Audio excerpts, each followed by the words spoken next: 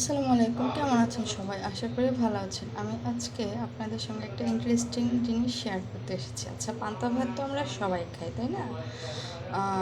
এখন সবসময় ভালো লাগে না আর কি, যে আজকে একটু অন্যরকম কিছু খাবো। সেক্ষেত্রে আমি পান্তা ভাতের খিচুড়ি রান্না করতেছি। জাস্ট আপনাদের সঙ্গে একটু শেয়ার করলাম। জানি না কার কাছে ইন্টারেস্টিং মনে হবে বা কেউ খেয়েছেন কি না।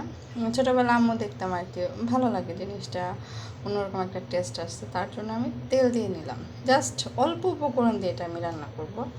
এখানে হচ্ছে আমার যে শুকনো মরিচ, পেঁয়াজ কুচি আর রসুন কুচি, জাস্ট এগুলো আমি তেলে দিয়ে দিলাম আর কিছু, আর অল্প একটু লবণ, জাস্ট অল্প লবণ দিলেও দেওয়া যেতে পারে, না দিলেও না দেওয়া যেতে পারে। জাস্ট লবণ অল্প, আর কিছু না। আচ্ছা, অন্যদিকে আমি হচ্ছে পান্তা ভাতটাকে পানি ঝরিয়ে জাস্ট এই যে হয়তো বা ক্যামেরার ইয়ের কারণে মানে কালারটা বোঝা যাচ্ছে না, একটু হলুদের গুঁড়া, মরিচের গুঁড়া আর লবণ দিয়ে জাস্ট মাখিয়ে রেখেছি, আর কিছুই না। ঠিক আছে।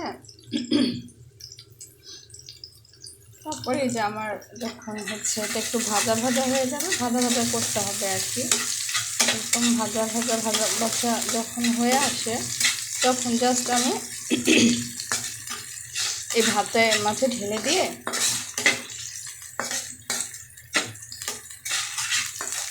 জাস্ট তখন সুন্দর একটা ফ্লেভার আসে, যে রসুন কুচি প্লাস শুকনো মরিচের যে একটা ফ্লেভার, মানে ভালো লাগে খেতে আর কি। আশা করি যারা ট্রাই করেননি একবার হলো ট্রাই করে দেখবেন। ঠিক আছে, ভালো থাকবেন সবাই। আল্লাহ হাফিজ, আসসালামু আলাইকুম।